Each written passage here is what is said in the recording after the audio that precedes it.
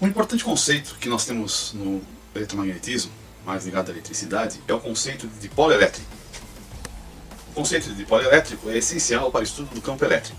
A associação de duas cargas com valores iguais, mas sinais contrários, é o que nós denominamos de dipolo elétrico. O nosso estudo se dará como essas cargas influenciam a região onde se encontram, criando um campo elétrico. E basicamente nós vamos ver essa influência do campo elétrico realizado por essas duas cargas de duas formas fundamentais. Então aqui temos o primeiro caso, em que temos duas cargas, a carga menos Q e a carga mais Q, distanciadas por A, e ambas vão produzir um campo que nós vamos calcular no ponto P, que está a distância R deste eixo que liga mais Q com menos Q. Este eixo é chamado de eixo de dipolo. E, naturalmente, percebe-se que essa distância está perpendicular ao ponto P, que é a maior distância. Então, nesse caso, nós temos traçados aqui a distância Q mais do ponto P, distância Q menos do ponto P, e vamos então calcular qual é o campo que Q mais vai impor ao ponto P e qual é o campo que Q menos vai impor ao ponto Q. Observe-se que há um ângulo alfa entre Q menos e o ponto P e Q mais e o ponto P. Ou seja, temos aqui então um triângulo, né, com seus valores, e aqui eu tenho um triângulo retângulo com esse ângulo sendo alfa, e como o ponto P está bem no meio da distância entre Q mais e Q menos, o mesmo ângulo alfa aqui será o mesmo ângulo alfa aqui. Então podemos sinalizar que haverá um campo E mais, devido à carga Q mais no ponto P, e no ponto P também teremos um campo E menos, devido à carga Q menos em relação ao ponto P. Podemos assim então verificar as componentes de E mais e E menos. Então aqui teríamos a componente devido a E mais, vamos chamar de EY mais. Aqui teríamos uma componente devido a E menos, chamaremos de EY menos. Aqui teremos uma componente devido a E mais, e vamos chamar de EX mais.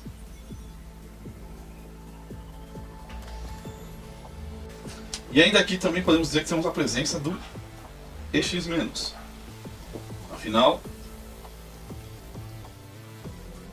ambos os campos se projetam nos eixos. Então o que nós estamos vendo aqui agora são as projeções no eixo X e no eixo Y. Observamos que o ângulo ainda é alfa, então esses ângulos também serão alfa. Então, redesenhando o sistema, o que nós temos? Temos as cargas separadas da distância A, o ponto P separado pela distância R. Podemos dizer que essas distâncias de menos Q para P ou de mais Q para P, nós vamos chamar de R'. Aqui nós temos o campo elétrico dado por mais Q sobre P, é sinalizado desta forma, e o mesmo campo elétrico dado em menos Q, é sinalizado dessa forma. Então nós temos aqui as projeções. Então a projeção de E+, que é o campo dado por Q+, no eixo Y, a projeção de E-, que é dado por Q- no eixo Y, e as projeções de E+, de E- no eixo X, todas diferenciadas por um ângulo alfa. Então o mesmo ângulo se encontra aqui. Vamos então calcular qual é a relação total e os valores totais dessas projeções e dos valores dos campos elétricos devido a ambas as cargas sobre o ponto P. Bom, primeiro, em relação a Y, devido à simetria do sistema, percebe-se que a projeção do campo E+ em Y e do campo E- em Y se anulam. Então eu vou ter que a projeção, se nós tivermos, chamamos de EY mais EY menos, é nula. Então agora vai nos restar calcular a projeção no eixo X. Bom, em X, nós vamos ter aqui, em relação ao alfa, a projeção devido a EX mais e EX menos. Apesar de eles serem EX mais e EX menos, ambos estão no mesmo sentido. Então as projeções vão se somar. Então o que nós podemos dizer é que nós temos o seguinte aqui. Teríamos o E mais cosseno de alfa, que seria o nosso EX mais E menos cosseno de alfa, que seria o nosso EX menos. Bom, como eles estão no mesmo sentido, apontando no mesmo sentido, podemos afirmar, sem medo de errar, que E+, nesse caso, é igual a E-, tanto em módulo quanto em direção e sentido. Logo, o que nós vamos ter aqui, 2E cosseno de alfa. Vamos chamar esse E+, E- de E, simplesmente de E. Então esse é o valor que nós teremos aqui no sentido de x. Lembrando que E é igual a 1 sobre 4π ε0 Q sobre R' ao quadrado, que é a distância da carga ao ponto onde nós temos interesse em sinalizar. Isso nos resultará que o E, que é o nosso I x, vai ser igual a quem? A 2 vezes esse valor, 2 vezes 4π ε0, vezes o Q sobre R' ao quadrado, cosseno do ângulo alfa, do ângulo da posição das cargas em relação ao ponto que a gente quer calcular, que é o ponto P.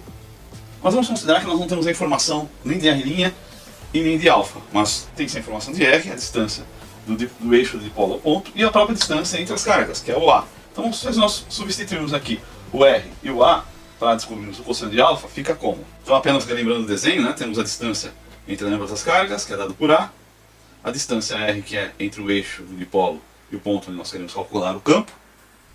Chamamos isso de R', aqui R, A. Então, consequentemente, nós temos um triângulo aqui, dado por alfa, esse ângulo, R', R' e a metade de A. Então, se nós fizermos A dividido por 2 ao quadrado mais R ao quadrado, nós vamos ter R' ao quadrado. Pitágoras aplicado diretamente. E com conta disso, nós calculamos que cosseno de alfa será A sobre 2 dividido pela raiz quadrada da soma de R quadrado mais A sobre 2 ao quadrado. Da mesma forma, R' vai ser a aplicação direta de Pitágoras. Substituindo tudo, e lembrando que apenas em x teremos o campo, então podemos até definir que o campo vai ser da linha de x, o que nós teremos? Nós teremos 1 sobre 4π ε0 vezes A vezes o Q, devido à carga, vezes a distância da carga, sobre a distribuição da linha, na razão de R ao quadrado mais A ao quadrado elevado a 3 meios. Então aí temos o campo elétrico num ponto de uma distância R, tá, do centro do eixo do dipolo, cujo comprimento é dado por A. E os outros elementos do campo, né, são dados tanto aqui eu represento por tanto o que mais quanto o que menos. Tá? A direção é paralela ao eixo do dipolo, como a gente esperava que fosse. Não há contribuições em Y, porque ambos as cargas elas anulam a contribuição de uma e de outra.